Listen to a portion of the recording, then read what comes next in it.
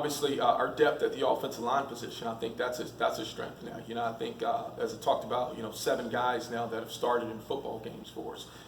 We've got to figure out what's the combination of our best 5. I think, that's going to be a challenge for us as we move through camp.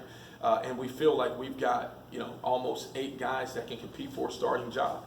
And obviously we got some high-level players there. But then when you think about our running back position, the depth there that we have, and Son Haskins, who he's been, he's the bell cow of our offense. He's a guy that needs the football.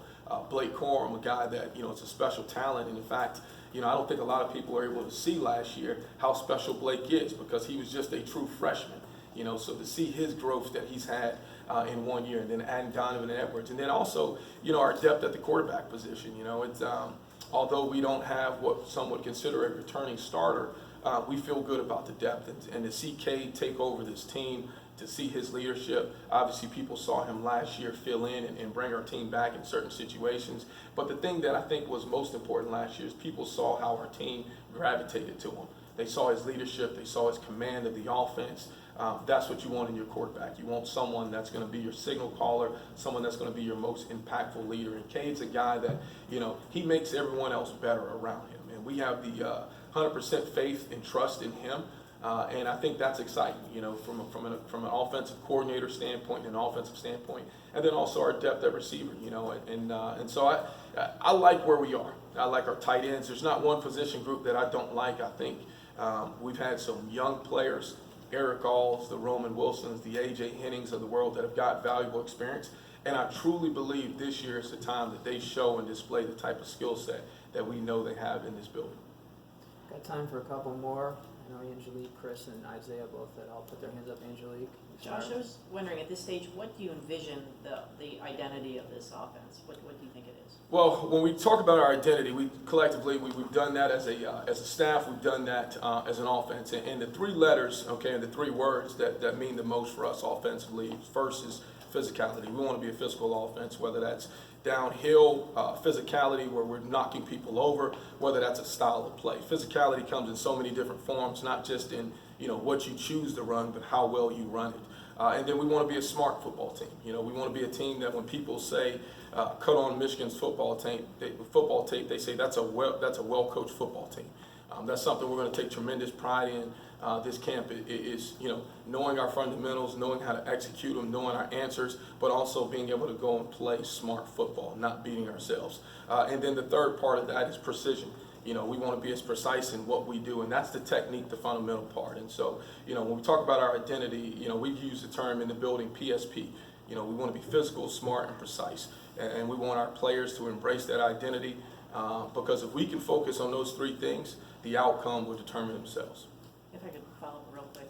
Jim mentioned last week or whenever media days were that JJ's close, but Cade's doing everything he can. He's not going to let him take it. How far is JJ, and what is Cade doing in your mind that's keeping him in the starting role? I think just the overall position group is pulling themselves, to the top of one of our best position groups on the team, and I just think, when you look at it, usually in times where there's competitions, there's separation, but that's not the case because of, how well that room is. They're pulling each other along. Quarterback battles are always hard because you typically see quarterbacks go in different directions. You see, the starter or the guy that wins doesn't talk to the backup, but that's not the chemistry that we have here. Our players have really embraced each other. It's a brotherhood in the locker room, and so they're there, helping each other. They're there teaching each other. Those guys, Cade and JJ, they brought in Alan Bowman and Davis Warren and some of our new guys, and they taught them the whole offense this summer. And that says how special of a room you have. That says something how special of leadership you have on the team when you have players that are willing to sacrifice for the betterment of the team. And so, yes, there is a competition. They're clawing at each other, but they've done a really, really good job. And I think Coach Weiss has done a tremendous job in that quarterback room of establishing a culture and creating a room to where they embrace each other. And he's done a good job teaching those guys and expanding their game as quarterbacks and their knowledge. And so I couldn't be more excited about what Coach Weiss and Coach Harbaugh have done with the quarterback room and the direction we're headed in. Chris. Jim also mentioned that Zak Zinter was playing some center. Is it a realistic possibility that he could be the guy that you throw out there on the first day? Yeah, there's a very realistic chance, and in fact, Zach we absolutely love, and I'll tell you, Zach could potentially be our best offensive player. And it's oftentimes people don't talk about, who's your best offensive player because, as a lineman, everyone always thinks it's got to be a skill guy. But that's how highly we think of Zak Zinter in this building. In fact, I think our players would think the same of him. He's a tremendous talent. Obviously, last year he started 2 games before he ended up getting hurt as a true freshman. But physically, he gives us something we don't have. He's smart, he's strong, he's tough, he's athletic. Zach's he's a special player. He's a very, very special player. So, the challenge for us is figuring out the best 5. And then also trying to figure out where to put the best 5 based on matchups. And, we've got a returning starter in Vistardis, and V has done a tremendous job. I love V, and so this is not about a move to center, but more so, what fits best for, sometimes our matchups, sometimes our identity. You can see scenarios where, he plays multiple positions within a game. Who knows? But I think that's going to be a tremendous challenge for us, this camp, to see some of those other guys like Trente Jones. Is Trente going to continue to show us who he was this spring and really elevated his game?